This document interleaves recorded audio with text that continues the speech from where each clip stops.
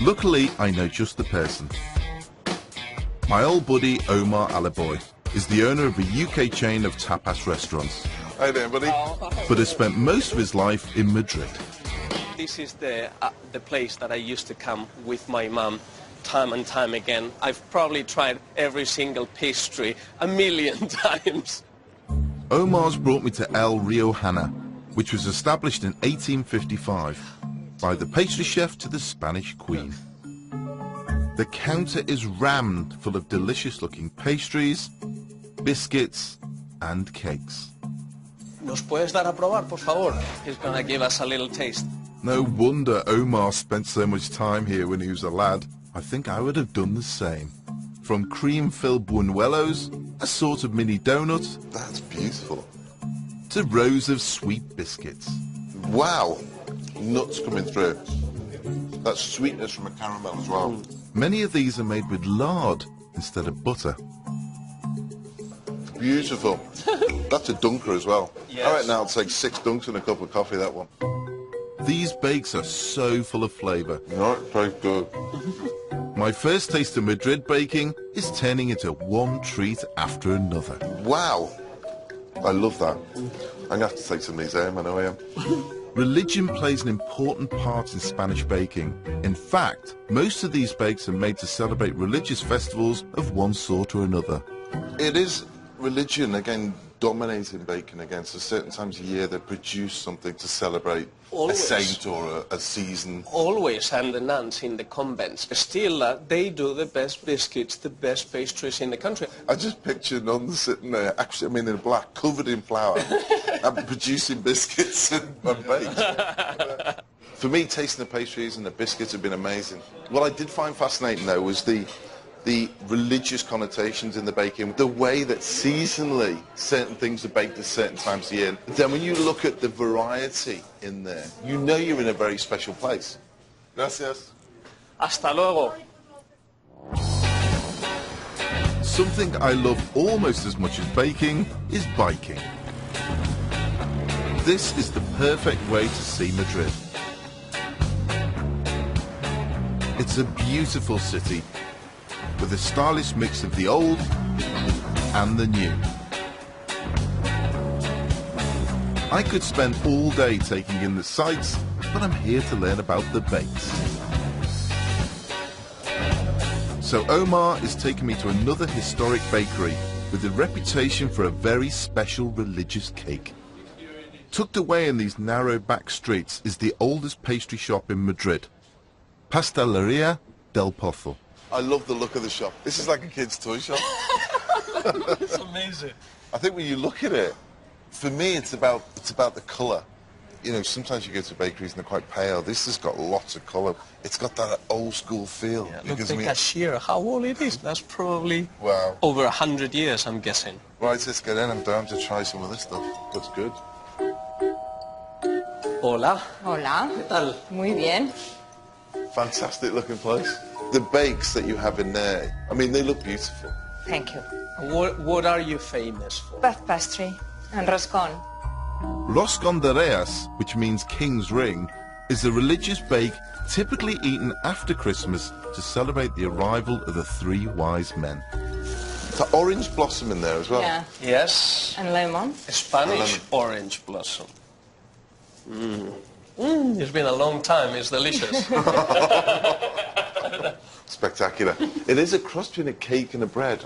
It is. Yeah. Yes. You make literally a bread dough and a cake dough combined.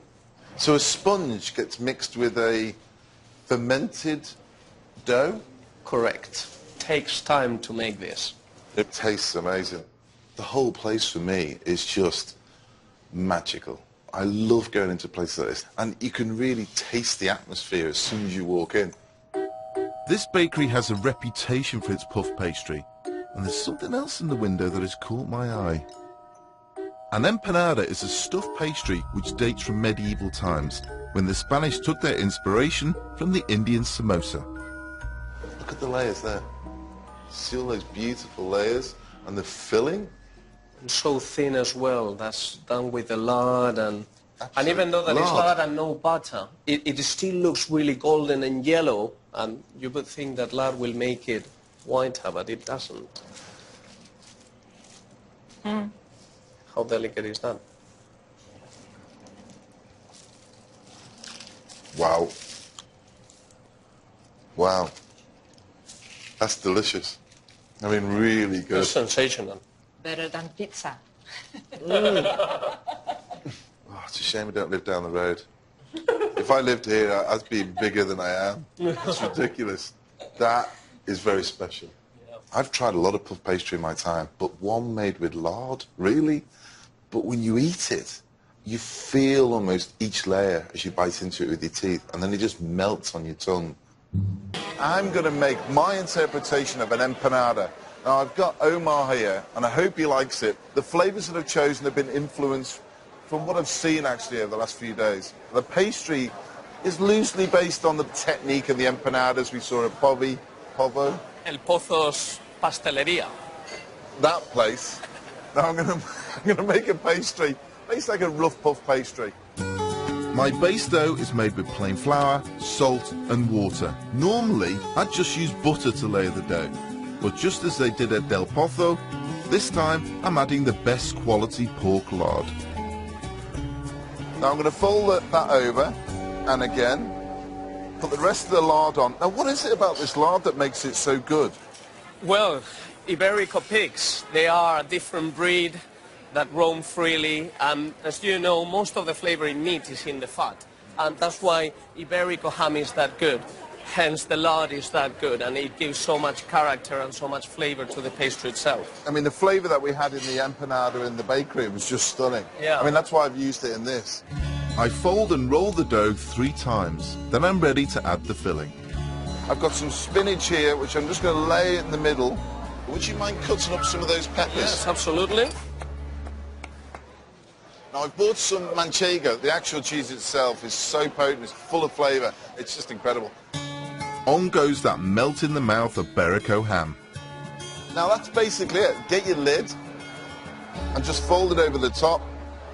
Get your egg wash, loads of that on there. Now, you know where the oven is, don't you? Yes. I'll leave that with you. Brilliant. You can take that for me. Thank you. Thanks, buddy. 180, 20 minutes? I would say 200, 15, 20 minutes. Fine. Thank you. Thank you.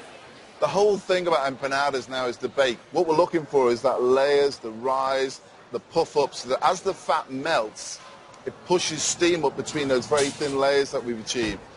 I just hope he likes it. My Madrid-inspired empanadas certainly look the part. The Iberico lard in the pastry has really worked. Let me cut a little bite. Oh, look at that crumble. We get the How great flaky flake in that? there.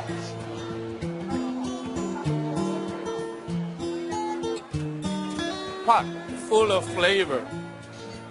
I'm gonna need this recipe, let me tell you. These empanadas really are so simple and easy. But the Iberico lard has really lifted them.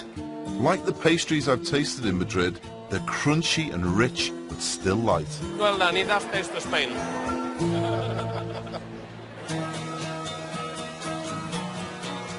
You know the bacon in Paris is good. We all know that. Same in Germany, same in Italy, same in Greece. But I knew nothing of Madrid. They're really enthusiastic and celebrate their food. The baking here is some of the best I've ever seen, and I will definitely be coming back, and hopefully so will you.